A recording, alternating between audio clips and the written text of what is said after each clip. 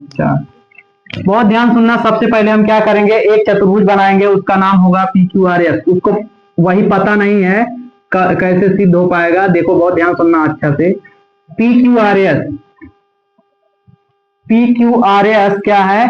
ये चतुर्भुज है, बहुत ध्यान सुनना।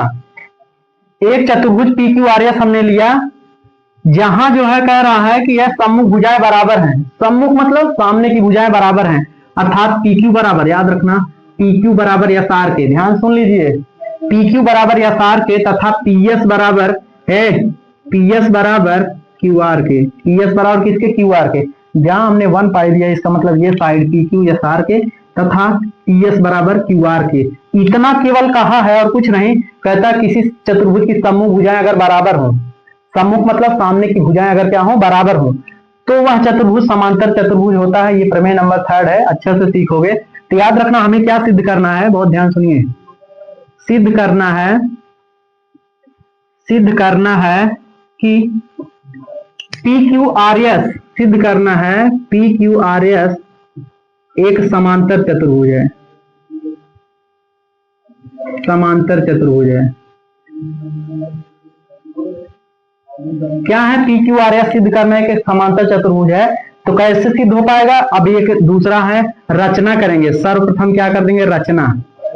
जब रचना करेंगे तभी आएगा। इधर देख हे लड़की, रचना करेंगे, पी आर को मिला देंगे। रचना में पी आर को क्या करेंगे? मिला देंगे। पी आर को मिला देंगे, रचना में पी आर को मिलाएंगे। और याद रखना, जब पी आर को मिला देंगे रचना में, तो दो त्रिभुज रचना में पी आर को मिलाया, पी आर को मिलाया। अच्छा से देखिएगा, जहां ना समझना है तुरंत खड़े होकर पूछ सकते हो। और एक, अब उसके बाद उत्पत्ति, मेन पॉइंट जो आता है यहीं से सिद्ध हो पाएगा। यहीं से कैसे? उत्पत्ति। अब देखो दो ट्रायंगल बन रहे हैं यहां। दो ट्रायंगल कौन? पी क्यू आर लेंगे, त्रिभुज पी क्यू आर, और त्रिभुज पी एस आर, त्रिभुज P S R, P S R. ध्यान सुन लीजिएगा अच्छा से। अगर यहां आप देख रहे हो पी क्यू बराबर किसके? एस आर के दिया है।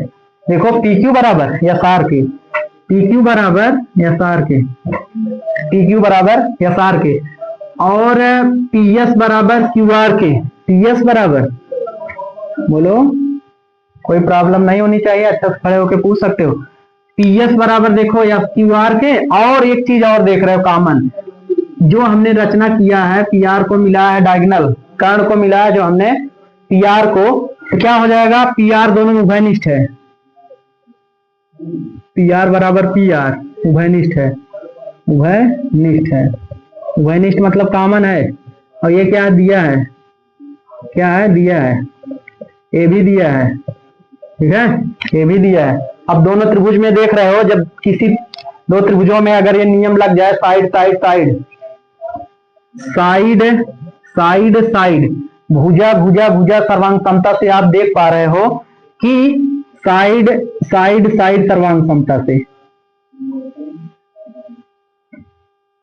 साइड साइड साइड सर्वांग समता से, अर्थात भुजा भुजा भुजा सर्वांग समता से सिद्ध हो गया कि दोनों त्रिभुज क्या है? दोनों त्रिभुज सर्वांगसम है। क्या है? सर्वांगसम। त्रिभुज पी क्यू आर सर्वांगसम त्रिभुज, त्रिभुज पी क्यू आर सर्वांगसम त्रिभुज, P Q R P S R, त्रिभुज पी क्यू आर सर्वांगसम त्रिभुज पी एस आर। अब जब दोनों त्रिभुज सर्वांगसम हो गए, याद रखना उनके संगत कोण बराबर होंगे। आपस में क्या? संगत कोण बराबर। दो सर्वांगसम त्रिभुजों में संगत कोण तब बराबर होंगे, अर्थात क्या कह सकते हो? कोण आर पी क्यू, कोण आर पी क्यू बराबर कोण, ये कोण ध्यान सुनना, ये कोण इस कोण के बराबर, कोण आर पी क्यू बराबर पी आर एस, कोण P R S, P R S. याद रखना, याद रखना। अगर देखो जैसे ये कोण इस कोण के बराबर हुआ, तो आप कह सकते हो ये दोनों कोण अगर ये बराबर हैं, याद रखना ये तिर्यक रेखा है। दो समांतर रेखाओं को जब कोई तिर्यक रेखा काटती है, याद रखना ये क्या है? तिर्यक रेखा है। तो दोनों कोण अगर ये बराबर है, संगत कोण, याद रखना ये दोनों जो है भुजाएं क्या होंगी? समांतर। अर्थात कह सकते हो पी एस समांतर, पी एस समांतर, पी एस समांतर पी क्यू, पी क्यू समांतर एस आर के, पी क्यू समांतर एस आर के। ध्यान सुन लीजिए, अब दूसरा नियम क्या, ये कोण बहुत ध्यान सुनना, ये इसका नाम है, इसका नाम अगर पहले बोले ये कोण, इसमें ये कोण क्या हो जाएगा, पी आर क्यू, कोण पी आर क्यू बराबर कोण पी आर क्यू बराबर कोण आर पी एस, कोण या एस पी आर, कोण एस पी आर। याद रखना जब इस तरह से हो गए तो याद रखना दो समांतर, इस तरह से दोनों समांतर रेखाएं यहां हो जाएंगी और ये तिर्यक रेखा पी आर है, तिर्यक रेखा क्या है, पी आर है, इन्हें काट रहे हैं, तो ये दोनों रेखाएं, दोनों जो है भुजाएं क्या होंगी, समांतर। अर्थात कह सकते हो दोनों ये कोण बराबर है तो दोनों ये भुजाएं भी क्या होंगी, समांतर। कह सकते हो पी एस समांतर क्यू आर के।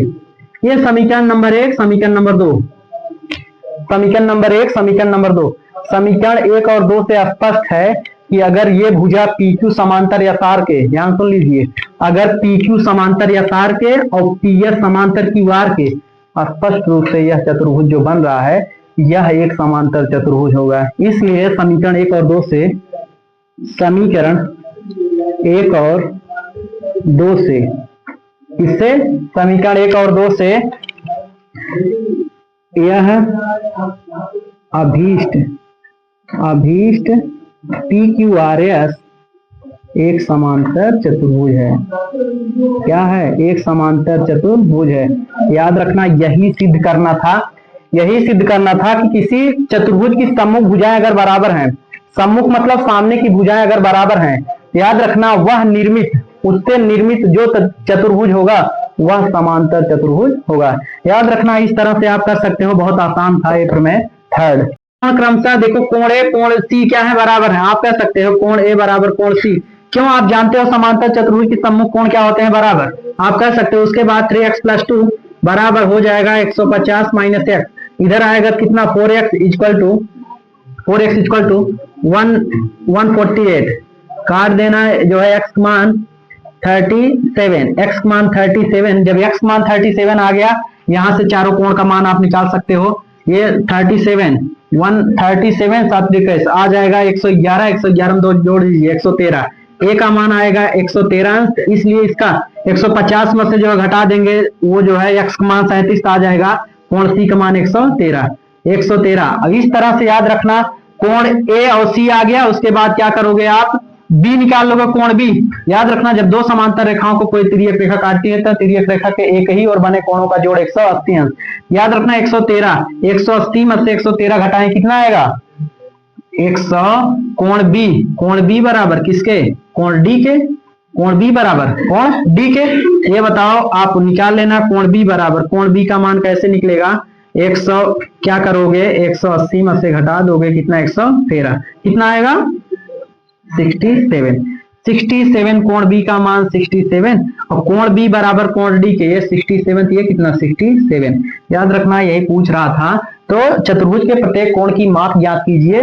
तो चतुर्भुज के प्रत्येक कोण की माप आ गया जो है, ए का मान 113 और बी का मान कितना 67, सी का मान 113 और डी का मान आया 67। इस तरह से चारों कोणों का मान आप आसानी से निकाल सकते हो।